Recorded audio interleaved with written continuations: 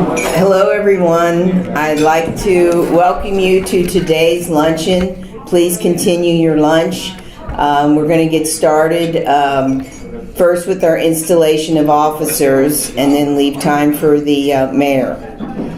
I'll be calling up our current board to be installed, so when I call your name, if you could come forward and line up here, and then I'll ask the mayor to come up to do the installation. First of all, Tim Kling, United Dairy Farmers, who's going to be our 2018 president. Tom Geppinger, Matlock Electric, as past president. Jim Perry, Perry Contracting. Rodney Rogers, Norwood Historical Society. Kathy Sabo, Norwood City Schools. Rick Towner, Shepherd Chemical Company. David Main, HCDC. Donna Lake, Norwood City Council. Jerry Stoker, Norwood's Building Commissioner. There are two other board members that could not be here today. Melinda Johnson with Quality Professional Services and Tracy Tomer with RE/MAX Preferred Group. I'll ask the mayor to come up to do the installation. Mayor Williams.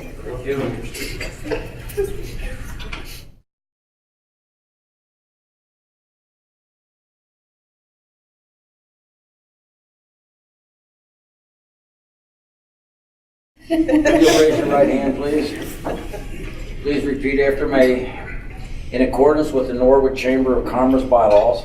In accordance with the Norwood Chamber of Commerce bylaws. I do solemnly swear. To uphold the purposes and activities support. To uphold the purposes and activities support. The programs and activities of this organization. The programs and activities of this organization. To the best of my ability. To the best of my ability. As mayor of the city of Norwood, I do officially install you as officers and trustees for the year 2018. Congratulations. Thank you so much. Thank you. Congratulations. Ma'am.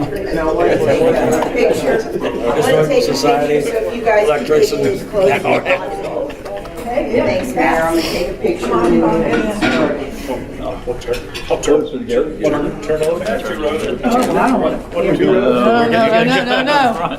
I didn't think we would all fit. 1, 2, 3. Thank you. All right. Mayor Williams, it's all yours. Thank you.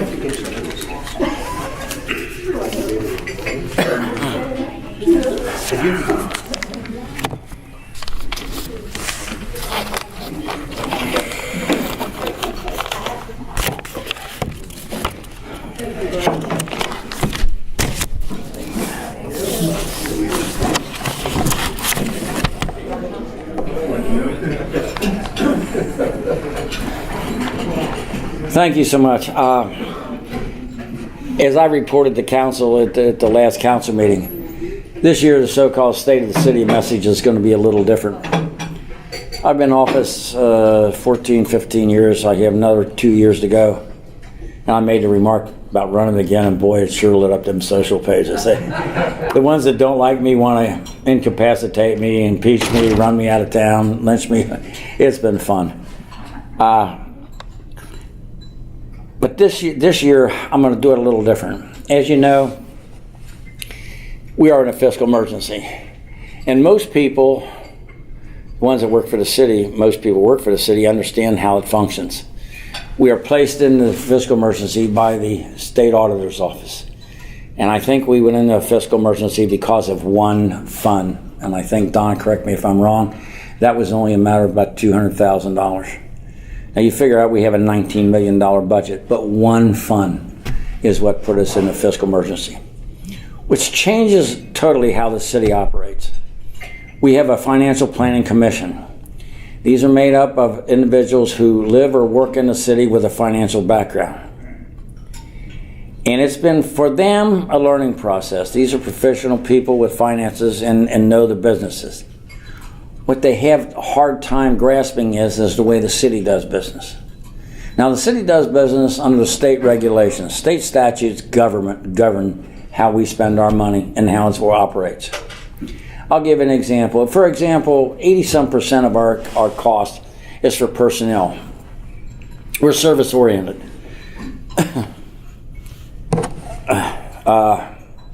Catch my breath.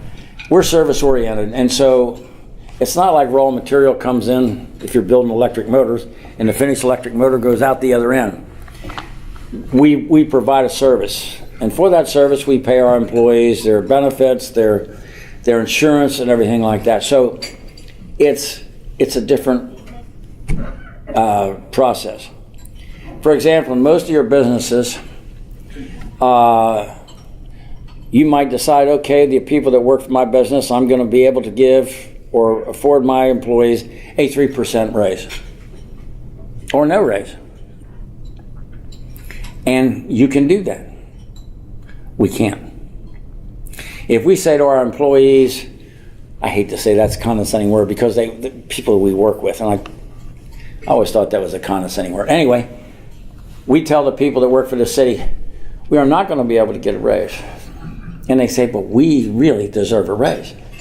And the city comes back and says, after consulting with council, which we do, and comes back and says, we can't afford it. Well, state law 4117 requires us to take another course of action. We have since hired labor attorneys to assist us in representing our city. So they say, okay, we want to go to mediation. They go to mediation, and everybody pays for that, and then the mediator goes back and forth, and they say, well, I'm sorry, we can't come to an agreement. Well, then the next step is we want to go to arbitration. Okay, so we go to arbitration. So they go in front of the arbitrator, and each side states their case. And the arbitrator looks at it and says, okay, I'll make a decision. The city, they can come back and say, the employees, you don't get your raise. Or they can come back and say to the city, you owe them a raise. And the city can say, well, we don't have any money. We can't afford that. We just can't afford it. And the arbitrator says, so, pay them. That's the law. Now, what's this law based on? At first you think, well, it's because the greedy employees want to take all of our money and all that. Well, this law came into effect, I think, in 1985. Of course, I work for the city. I've worked for the city since 1965, something like that. And so there was times when, as an employee of the city, there was no laws. You negotiated with council members, you negotiated with the city, and it was done by an ordinance instead of contracts. And it was a handshake. But as time went on, sometimes even in the city of Norwood, I know that's hard for you to believe, but even sometimes in the city of Norwood, as in other communities, they would do their budget and they would appropriate all these funds. In other words, they're tied up. Those funds are not available because they're appropriated for a single purpose. And then when the bargaining units would go in, they'd say, listen, we'd like a raise. And I said, sorry, we don't have any money. Okay. So then after the negotiations were done and the salary ordinances were passed, they would go back and change the appropriations and take those appropriations and put them back in the general fund. I'll give you an example. Suppose there was a fund that normally took $50,000 a year. What they would do is put $150,000 in there. Well, that money's gone. Well, as soon as the agreement was done, they would go back and take that $100,000 money and put it back in the general fund. So that type of back and forth is what caused all the dissension, which caused 4117 to come in, which is bitten the city's bad. And it's because of a past history. So that's part of it. We cannot order anything that's not part of the plan without their approval. Donna represents council and I represent the administration, and we sit on those meetings. Sometimes those meetings are very informative. At other times they can become testy.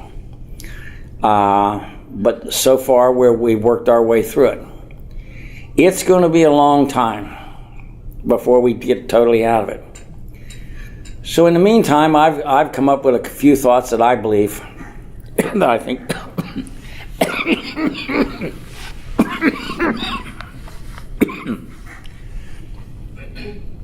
I think that we should explore.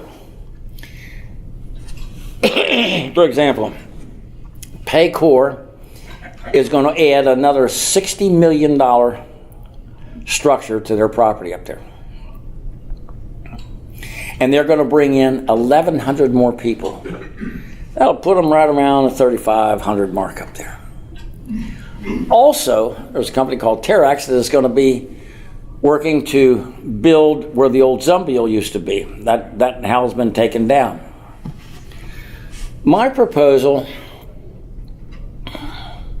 to council was, and I may not, I come up with these proposals, the commission may not let me do it, or it might be illegal. Donna, don't give up on me now. Let's not say no.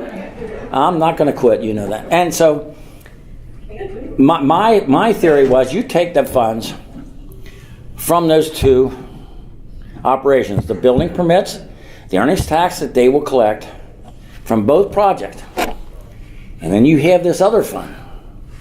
And you take those funds and put them into that fund where they're locked in. They can't be touched.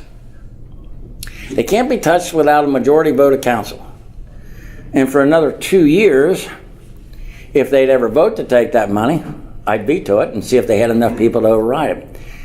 And the idea would be to put that money away and save it for another rainy day fund until we reach $4 million. That, I think, would show some responsibility to the voters. If we could get that accomplished, then you go to the public and say, I want to do something with our streets. The problem of it is, we got people running for council, people on council are saying there's money in the general fund to do the streets. Let me be blunt. There's no way in hell there's money in that general fund, nor ever will be, to pay for those streets. You're looking at probably $30 or $40 million over a period of time. So if the local government shows some responsibility to reduce your operating cost,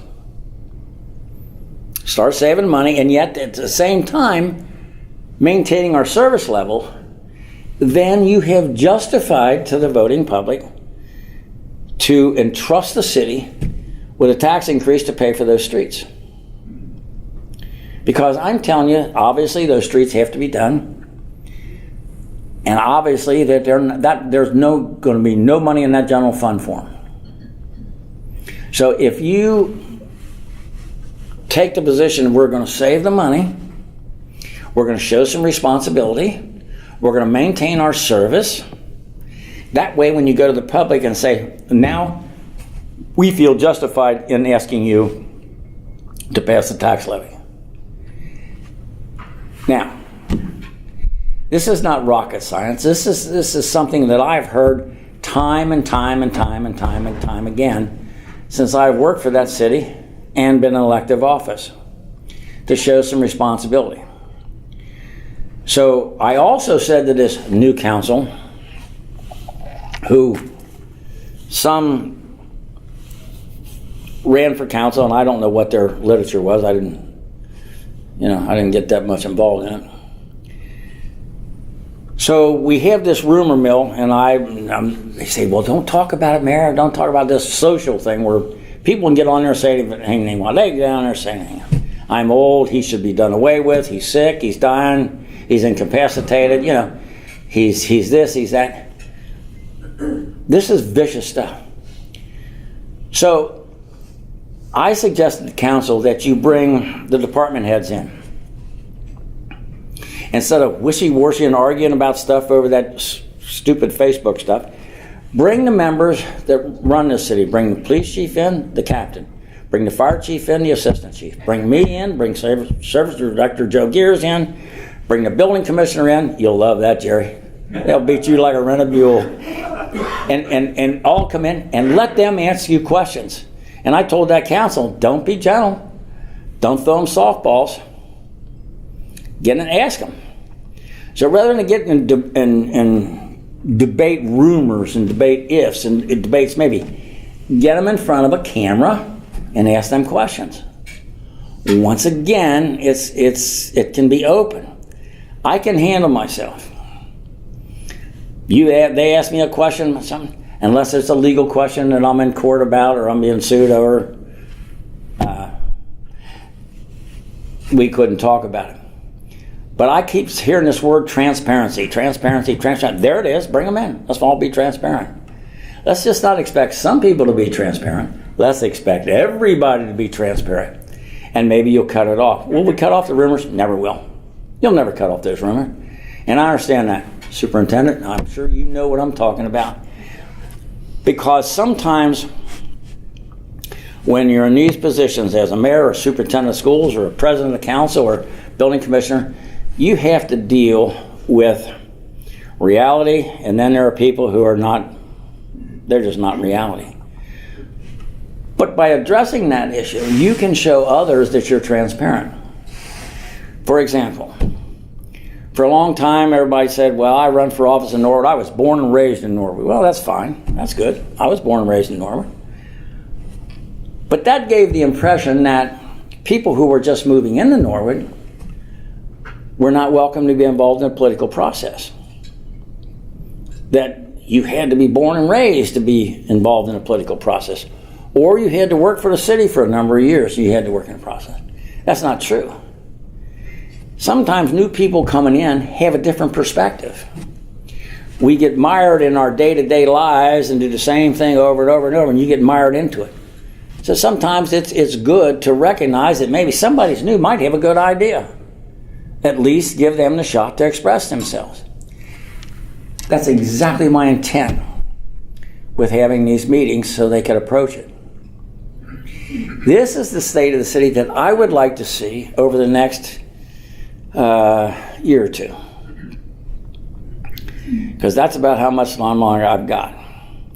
And I would really like to see it changed and on its way. But I would also like to see it change and in its way that it's harder for people to spend money. It's harder for them to do a lot of things. It changes it. And get people on record to come forth and say what they think. Or go on record for it. That's all. I hear it all the time. I'm there a lot. I'm cold weather, I've had some issues, but I'm there, and they can walk in my office or call me or come in anytime they want, and I'm there. I'll talk to them. I'll answer their questions. I mean, it happens. People come in and complain. A lot of times, if you just let them vent a little bit, and then in an honest, sincere apology, most people will respond to that. Others won't. That's what I see for this city. That's what I want to see for this city. I love this place more than I should. I can't even express it. It's all I know. It's all I've ever known. I was away in the Army and came back, and this is where I stayed, and this is where I was born and raised, and this is where I'll die. It's a great place. And I think part of the problem we're facing now is businesses are coming in, they're building, and everybody's got faith. Norwood's really going great. Norwood's really going great. Everybody thinks so, except some of the people who live here. I find it amazing. I find it amazing. It is a good place. It's been misinterpreted a lot of times. We've made our mistakes. We've done a lot of things. But it's always been special. Ron was president of the council, and when he would run council meeting, I was the head of the bargaining unit for the police department. We used to leave him notes on his desk and cover him with papers, and then when he would uncover them, see him, we'd crack him up. We didn't threaten him or anything. We just showed him pictures of gangs. But he loved the city. He still gets involved, and he still talks about it to this day. And I see people around that lived here all their lives and moved out. What's the old saying? You can leave Norwood, Norwood will never leave you. It's just something special about it. And I love it.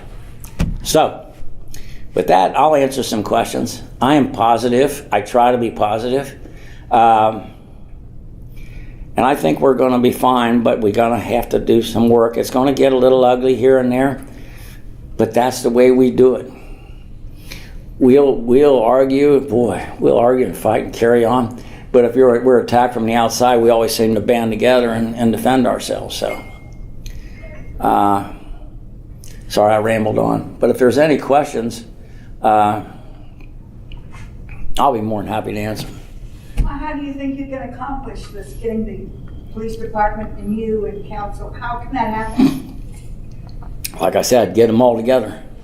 It doesn't do any good for me. Who's going to start that? I've already challenged council to do it, and The first meeting, actually, I've already scheduled. It's February the 3rd at 6:30 up in council chambers with the police department.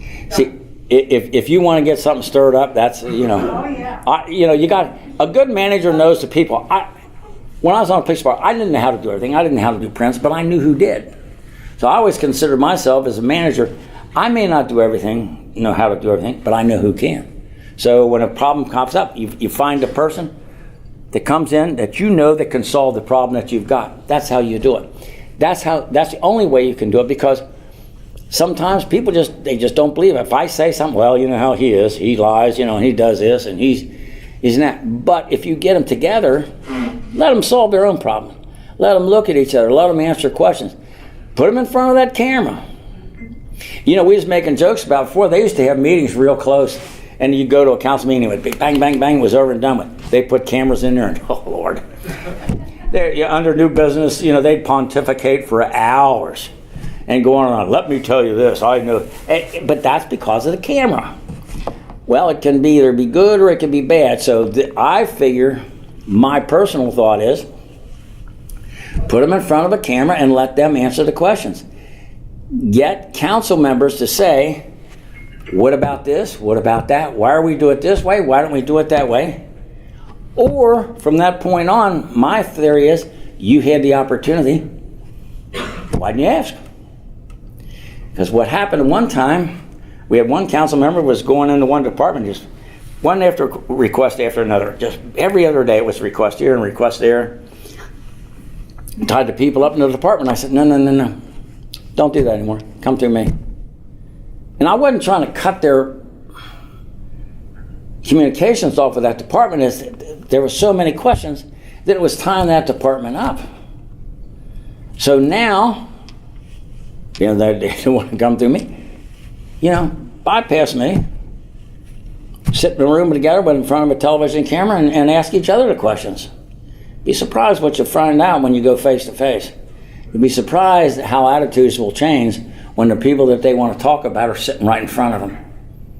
And the people who want to talk too much, put them in a camera and put them on record and watch how much they talk. So it's a way of reducing the friction.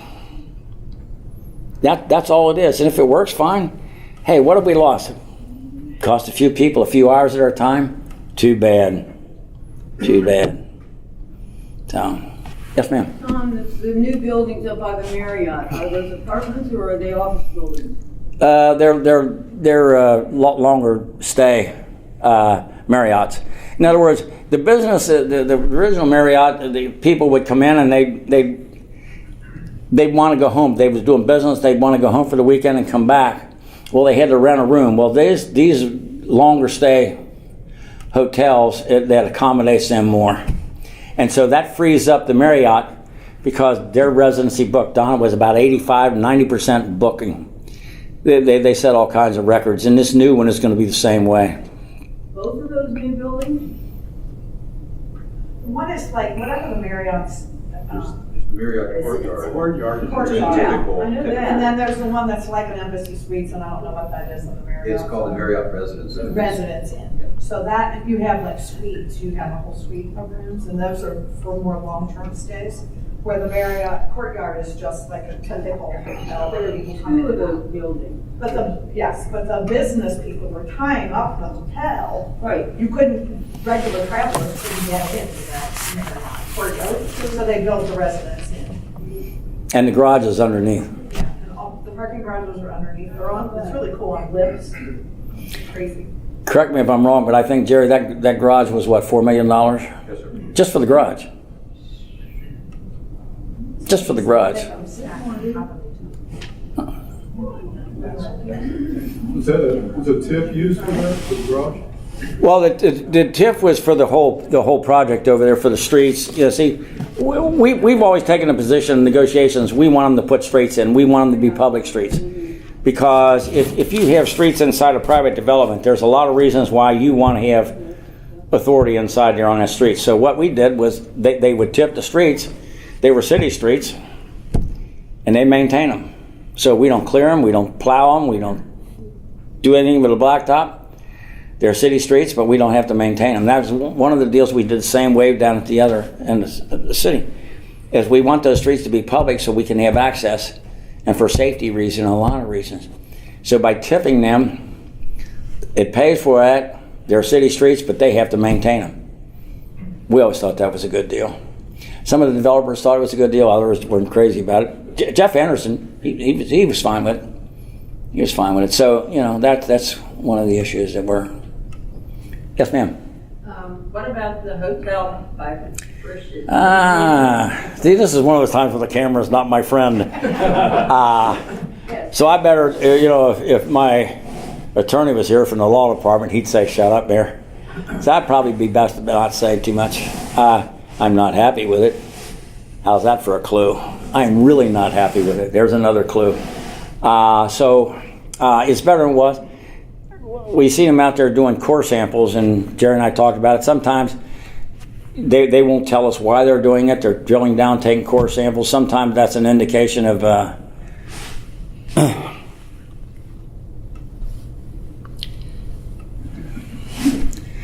sometimes that's an indication that that they're going to refinance it, and that's what, you know, Jerry and I talked about, and that was his thought on it, mine too. So sometimes there's a reason for that.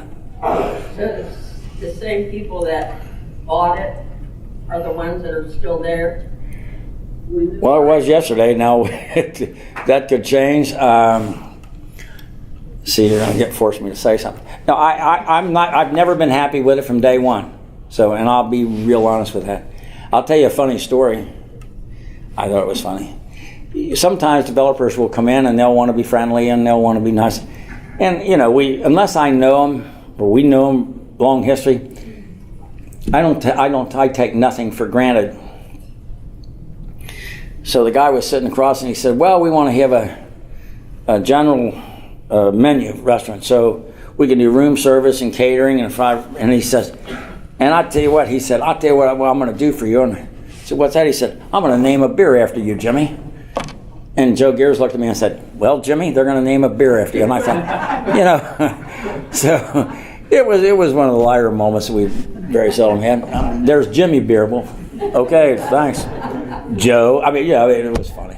But that's just the way sometimes they'll be honest with us, sometimes they won't. But most of the time, you know, we've had enough experience after this many years, and we talk to a lot of people. I learn from the developers. I learn from people like Jerry. I learn from a lot of people.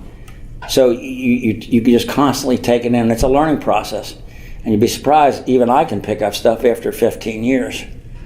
But you learn who the developers are. You learn who can pull it off, and you learn who cannot. And it usually doesn't take long for you to figure out the ones that don't have it. And sometimes I act positive. My reaction is positive. Other times I have no sense of humor when somebody's trying to con us. I have no sense of humor whatsoever. So, and I kind of make that known. So, yes. You mentioned the Terex. On their website, they said that they would have it completed the fall of this year. Does that really mean you're going to have a building up by this fall? Or? Oh, that's developer talk. Yeah. Part of the developer talk is, you know, they show us renditions, and they show all these trees. All these trees are 15 years old. And then when they put the trees in, the trees are about that big around. I'll be dead by the time those trees drop their leaves. So it's a good company. I've got a lot of faith in what they're doing. But we have agreed to nothing. Part of the deal was, and we knew all along that Harris Avenue was going to be a part of that. And we told one broker one time, see, I'm getting all hyperventilating. We told one broker one time, do not tell anybody that that street's part of the deal because you have no authority to do that. And so we broke him of that habit. So now with this company, we're questioning things, but nothing's been secured. Because until we agree, we like what's going to go in there and it'll benefit the city, that plot of land that's the street is still ours and will stay ours. It's vital for them to have that street in order to develop that. Now we've heard where they want to put a 100,000 square foot office building right up against 562, which is good visibility and for I don't know how many thousands of cars a year that go by there. So it's good visibility for them. And so, sure, if they put something in nice and it's worth it to us, sure, we'll do the street. If not, we can still have it. I mean, we don't have to do anything. It's one of those deals where it's the art of the deal. Oh, God, I hate to say that. I'm not. No, I better back off on that one. I'm liable to say. Anyway, it is truly what works for them. It really is. And if it works for them, it works for us. Absolutely, that's what we'll do. They're all different. And people don't understand that. That's a long piece of property. There's a lot of property there. Part of Duke Energy owns a small parcel, and that was part of Zumbiel's deal that they had first option on that. So I'm sure that'll get worked out. It's a good company, and it started out that we understand that it was going to be 100,000 square foot with no tenant, involved. So we don't know, but we keep hearing 100,000 square foot, and that's exactly what I expect. So, yes. Over on Lexington, that parking lot that's down there, is that for school outfitters? Partially school outfitters and Duke. Okay, so Duke did get it. Mm-hmm. How about the part of Lexington, the corner at Lexington and Montgomery? Is there any plans there? Nothing I can talk about. Okay. The reason I asked is because I had somebody who was doing some environmental testing there. They contacted me to know the history. Well, you could tell Deca Cole was there. I mean, no, I right now I can't. Jerry gave me. Okay. I know Jerry. I'm not going to say. Okay. And until it's announced, that's another part of the things that we do. We don't announce the developments. Developers do. You see these guys grandstanding in front of the camera. I brought in this business. No, that's not what we do.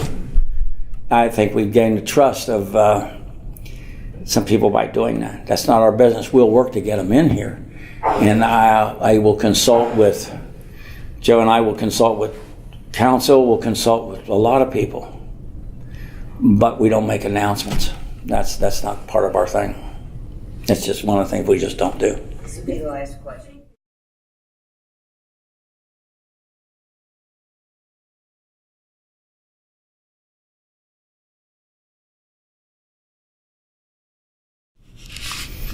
Oh, you mean the schools and the church? The school that is being transformed. There's The Allison. there's a resurgence in that, and that thing's morphing as we look at it. And I wasn't going to move too quick. There was some little bit of a stumbling block, but I think we're past that. There's somebody else getting involved in it, so that'll be good. So that's another one. It's a great project, but until I see plans and Jerry approves them, we see people in their building, we don't do anything. And the superintendent's been involved in it, I'm sure. Superintendent would really like to see that taken care of, wouldn't you, Superintendent? I'm sure you would. So I appreciate your time. Sorry for my, but I'll leave you with this. This city's going to be fine, no matter what you hear. It'll be fine. We'll beat up on each other for a while, but it'll turn out all right. And like I said, I can't tell you anything else, and there's no place I'd rather be. Absolutely no place. So, thank you. Thank you.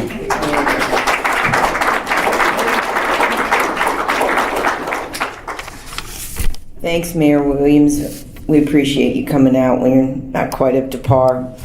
I'd like to remind everyone of the next two events coming up. First of all, we've rescheduled our after-hours networking event at Schumrick and Lee's Distillery, and that's now going to be on Friday, January 26th. So if you can stop by for a drink after work, we'd love to see you. And then in February is the RCP Power Lunch that we participate in. That's in Evendale, and they're going to have an author speak on how to find and develop exceptional talent, share the wealth, and build a great company. So it's supposed to be a really dynamic speaker, so hopefully we can see you then as well. Have a good day and safe drive home or back to the office. Thanks a lot.